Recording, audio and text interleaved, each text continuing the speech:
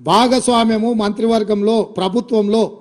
ఆ ప్రభుత్వంలో 6 మంది మంత్రులలో హరీష్ రావు ఈరోజు పెడబొబ్బలు పెట్టి హరీష్ రావు గారు మంత్రిగా ఉండడమే కాదు, నాయన నరసింహారెడ్డి గారు కడప జిల్లా ఇన్ఛార్జ్ మంత్రి. 11,000 క్యూసెక్కులతో ఉన్న పోతిరెడ్డిపాడు, యాక్చువల్గా పోతిరెడ్డిపాడు కానీ తెలుగు గంగ కానీ ఒకటి 15 టీఎంసీలు ఒక ప్రాజెక్టుకు, అదేవిధంగా చెన్నైకి నీళ్లు పంపించే తెలుగు గంగ ప్రాజెక్టుకు 17 టీఎంసీలు 19 టీఎంసీలు మొత్తం కలిపి కేవలము కృష్ణానది జలాల నుంచి శ్రీశైలం ప్రాంతం నుంచి వాడుకోవడానికి కేటాయించింది 34 టీఎంసీలే.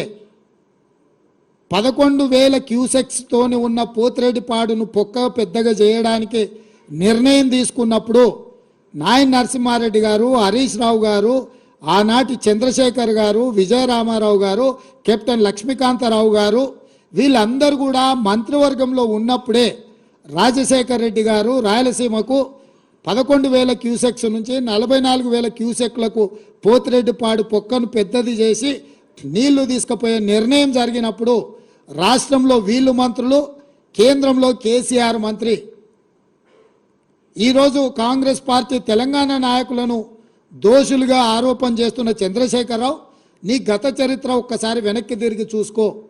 పోతిరెడ్డిపాడు ద్వారా అత్యధికంగా నీళ్లు తరలించుకెళ్లాలని నిర్ణయం జరిగినప్పుడు ఆనాటి నీ సహచరుడు నాయన నరసింహారెడ్డి గారే కడప జిల్లా ఇన్ఛార్జ్ మంత్రి.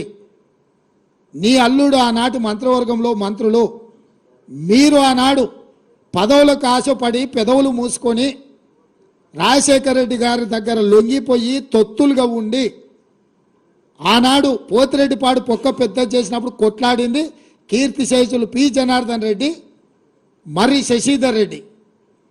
హైదరాబాద్ బ్రదర్స్గా తెలంగాణకు తీరని అన్యాయం జరుగుతుందని పోతిరెడ్డిపాడు ద్వారా నీళ్లు తరలిస్తే తెలంగాణ ఎడారిగా మారుతుందని కొట్లాడింది తెలంగాణ కాంగ్రెస్ పార్టీ నాయకులు పి జనార్దన్ రెడ్డి, మర్రి శశిధర్ రెడ్డి. మేము అభ్యంతర పెట్టిన రోజు, మా నాయకులు అభ్యంతర పెట్టిన రోజు నువ్వు మా వాళ్ళకి అండగా నిలబడకుండా నువ్వు రాజశేఖర రెడ్డి గారికి అండగా నిలబడి ఆనాడు పదవుల కోసం తెలంగాణ హక్కులను తాకట్టు పెట్టిందే ఈ చంద్రశేఖరరావు.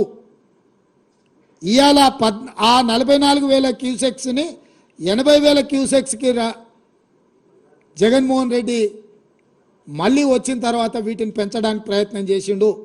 ఇది పక్కన పెడితే తెలంగాణకు పూర్తిగా ఎడారిగా మార్చే Rayalaseema lift irrigation GORT number 203 ఎన్నడొచ్చింది జీవో?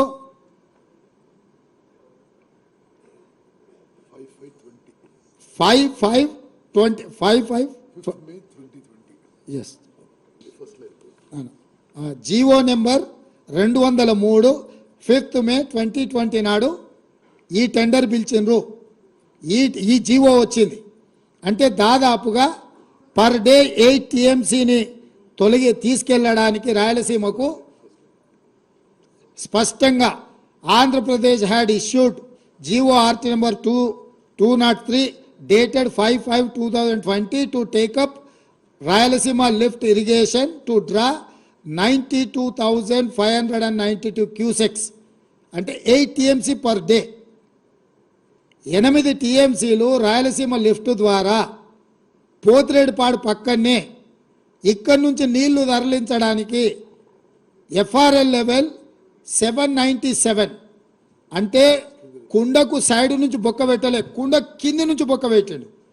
రాయలసీమలో 834 ఫీట్ లెవెల్లో నీటి నిల్వ ఉంచాలి అని అంటే 797 ఫీట్ల దగ్గర అంటే బురద కూడా తరలించకపోవడానికి రాయలసీమ లిఫ్ట్ ఇరిగేషన్కు మే 5, 2020 నాడు జీవో నెంబర్ 203 విడుదల జరిగింది. జగన్మోహన్ రెడ్డి గారు ఆంధ్రప్రదేశ్ ముఖ్యమంత్రిగా ఈ కార్యక్రమాలు చేపట్టిండు. దీనికంటే ముందు ఏ రోజు ఈయన ఇంటికి జగన్మోహన్ రెడ్డి గారు వచ్చిండ్రు, ఆల్మోస్ట్ దానికంటే జనవరి 14, 2020 జనవరి 14, 2020 నాడు జగన్మోహన్ రెడ్డి గారు ప్రగతి భవన్లో కేసీఆర్ను కలిసి పంచభక్ష పరమాణాలు తిని కృష్ణా నది మీద జలాల మీద 6 గంటలు రివ్యూలు చేసి కేసీఆర్ గారే జీఓఆర్టీ నెంబర్ 203 2020 నాటిది రాయలసీమ లిఫ్ట్ ఇరిగేషన్కు ప్రగతి భవన్లో కేసీఆర్ జగన్మోహన్ రెడ్డి కూర్చొని 6 గంటలు ఈ మొత్తం సాగునీటి ప్రాజెక్టుల మీద సమీక్ష చేసి రాయలసీమ లిఫ్ట్ ద్వారా పర్ డే 8 టీఎంసీలు తరలించకపోవడానికి కేసీఆర్ అనుమతి ఇచ్చిండ్రు. అంటే తెలంగాణకు ఇంకొక పిడుగు లాంటి వార్త రాయలసీమ లిఫ్ట్ ఇరిగేషన్. తండ్రి పోతిరెడ్డిపాడు పొక్కబెట్టి 4 టీఎంసీలు పర్ డే తరలించకపోతే కొడుకొచ్చి కేసీఆర్ ఇంటికే వచ్చి ప్రగతి భవన్లో ప్రజల సొమ్ముతో కట్టిన ప్రగతి భవన్లో వీళ్ళిద్దరు పంచపక్ష ప్రమాణాలు తిని 6 గంటలు కృష్ణానది జలాల మీద చర్చలు చేసి రోజుకి 8 టీఎంసీల నీళ్లు రాయలసీమ లిఫ్ట్ ద్వారా తరలించకపోవడానికి కేసీఆర్ అనుమతించి కేసీఆర్ ఇంట్లోనే ఆమోదం పొందిన జీవో 203 మీకు మే 5, 2020 నాడు దీనికి ఆమోదం పొందారు. దాని తర్వాత దీని టెండర్లు అయిపోయి దీన్ని పూర్తి చేసి దీన్ని అగ్రిమెంట్లు చేసే సందర్భం వచ్చినప్పుడు 5 ఆగస్టు రోజు 2020 నాడు రివర్ మేనేజ్మెంట్ బోర్డు మీటింగ్ పిలిచింది. ఆ రోజు మీటింగ్కి పోతే ఈ టెండర్ అగ్రిమెంట్ జరగకుండా అభ్యంతరం పెట్టడానికి అవకాశం ఉండే. కానీ 10 తారీఖు నాడు 10/8/2020 నాడు ఈ టెండర్ లాస్ట్ డేట్ ఉండే.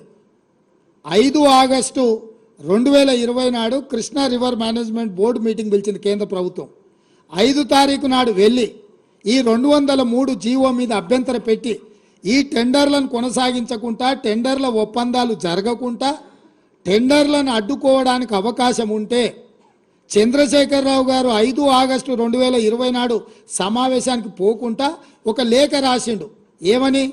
ఆగస్టు 20 వరకు నేను చాలా కార్యక్రమాలలో బిజీగా ఉన్నా, ఆగస్టు 20 తర్వాత నువ్వు సమావేశం పెడితే నేను వస్తా అని చెప్పి ఇరిగేషన్ సెక్రటరీ రజత్ కుమార్తోని ఆయన లేఖ రాపిచ్చిండు. ఆ రోజు ఉండే ఇరిగేషన్ ఎందుకు లేఖ రాపిచ్చిండు? 10/8/2020 నాడు ఈ రాయలసీమ లిఫ్ట్ ఇరిగేషన్ టెండర్లు తెలిసి ఒప్పందాలు ఈ లోపల అయిపోతాయి, మెగా కృష్ణారెడ్డికి కాంట్రాక్టులు కట్టబెట్టిన తర్వాత అప్పుడు పోయి మాట్లాడవచ్చులే అని చెప్పి కేవలం కమిషన్లకు లొంగిపోయి జగన్మోహన్ రెడ్డితోని చీకటి ఒప్పందం చేసుకొని 5 ఆగస్టు 2020 నాడు రివర్ మేనేజ్మెంట్ బోర్డు కేంద్ర ప్రభుత్వం పిలిచిన మీటింగుకు వెళ్ళలేదు. మీటింగులో రాయలసీమ లిఫ్ట్ మీద అభ్యంతరం పెట్టలేదు. అందుకే 10 ఆగస్టు 2020 నాడు టెండర్లు తెరిచిండ్రు. టెండర్లు ఒప్పందాలు జరిగినాయి.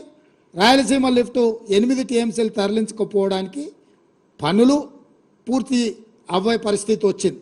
రాయలసీమ లిఫ్ట్ ఈరోజు అక్కడ పునాది రాయబడి పూర్తి కావడానికి కేసీఆర్ ధనదాహము, కేసీఆర్ ఈ రాయలసీమ లిఫ్ట్ నుంచి కృష్ణానది జలాలను తరలించకపోవడానికి ఇదొక కుట్ర జరిగింది.